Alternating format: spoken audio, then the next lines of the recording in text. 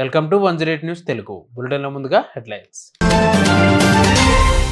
Jagan button నొక్కడం వల్లే మహిళలకు ఈ పరిస్థితి.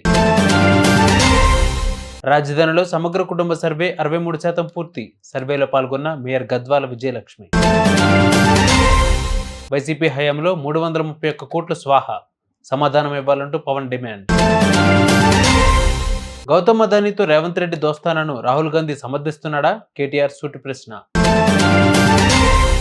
జగన్ బటన్ నొక్కి డబ్బులు విడుదల చేయడం వల్ల మహిళలు స్వయం ఉపాధిని కోల్పోయారని మంత్రి వసతి ఆరోపించారు. బడుగు బలహీన వర్గాల పిల్లలు గాని, కాపులు, మైనారిటీలు, వెనుకబడిన తరగతులు వారందరూ ఎలా తయారయ్యారంటే వీళ్ళు బటన్ నొక్కే విధానాన్ని చూసి గంజాయి, మద్యానికి అలవాటు పడ్డారు అని విమర్శించారు మంత్రి. ఇదంతా వాళ్ళకు పని లేకపోవడం వల్లనేనని చెప్పారు. బడుగు బలహీన వర్గాల పిల్లలు కావచ్చు, మరి కాపు కావచ్చు, మైనార్టీ కావచ్చు, బీసీలు కావచ్చు, ఈ సెల్ఫ్ ఎంప్లాయ్మెంట్ గ్రూప్స్ లేకపోవడం వల్ల, స్వయం ఉపాధి లేకపోవడం వల్ల అందరూ ఎలా తయారయ్యారంటే వీళ్ళు బటన్ నొక్కే విధానాన్ని చూసి గంజాయికి అధ్యక్ష, మందుకి, గంజాయికి పని లేదు అధ్యక్ష, పని లేదు అధ్యక్ష, పని లేక మంత్రి గారు ఆర్డర్లో పెట్టండి అధ్యక్ష. అధ్యక్ష అధ్యక్ష అధ్యక్ష 2014-19 వరకు ఈ పథకాలు ఏమీ పనిచేయలేదు అధ్యక్ష.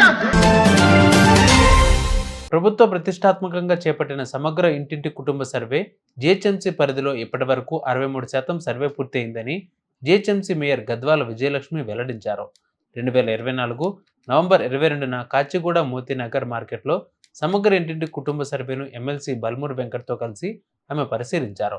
సర్వే చేస్తున్న ఎన్యూమరేటర్లతో కలిసి స్థానికుల వివరాలను నమోదు చేయించారు. ఈ సందర్భంగా సర్వేపై ప్రజలకు ఉన్న అనుమానాలను మేయర్ నివృత్తి చేశారు. జాతీయ ఉపాధి హామీ పథకం ద్వారా 4,500 కోట్లతో 30,000 పనులు చేపట్టినట్లు డిప్యూటీ సీఎం పవన్ కళ్యాణ్ తెలిపారు. సంక్రాంతిలోపు వీటిని పూర్తి చేస్తామన్నారు. శాసనసభలో ప్రశ్నోత్తరాల సందర్భంగా సభ్యులు అడిగిన ప్రశ్నలకు ఆయన సమాధానమిచ్చారు.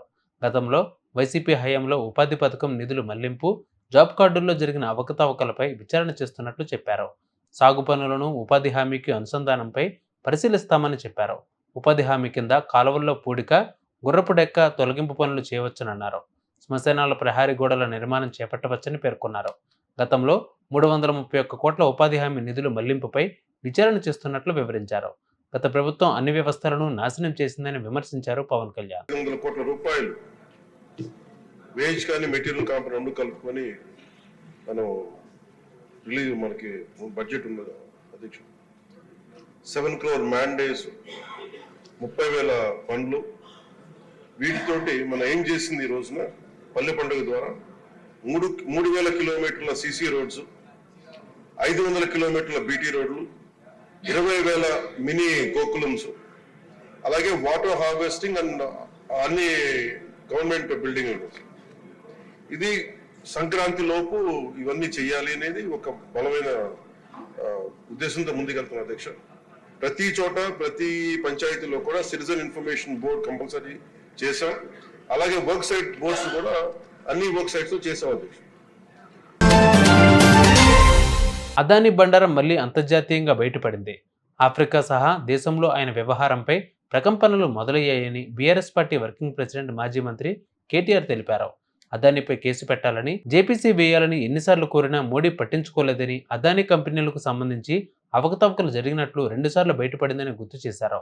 అదానీ ఎన్నిసార్లు తెలంగాణలో పెట్టుబడులు పెట్టాలని ప్రయత్నించినా తాము రానివ్వలేదని గుర్తు చేశారు. అదానీ మమ్మల్ని కలిసి వ్యాపారం చేస్తామని అడిగాడని గుర్తు చేశారు కేటీఆర్. చూసారుగా ఇవాళ బుడ్డిన అప్డేట్స్. మరిన్ని అప్డేట్స్ తో మళ్ళీ ముందుకు వస్తాను. అందరికీ keep watching 108 news Telugu. Please subscribe to 108 TV. Subscribe to 108 TV. Please subscribe to 108 TV channel. Please subscribe to 108 channel. Please subscribe to 108 channel. 108 TV ki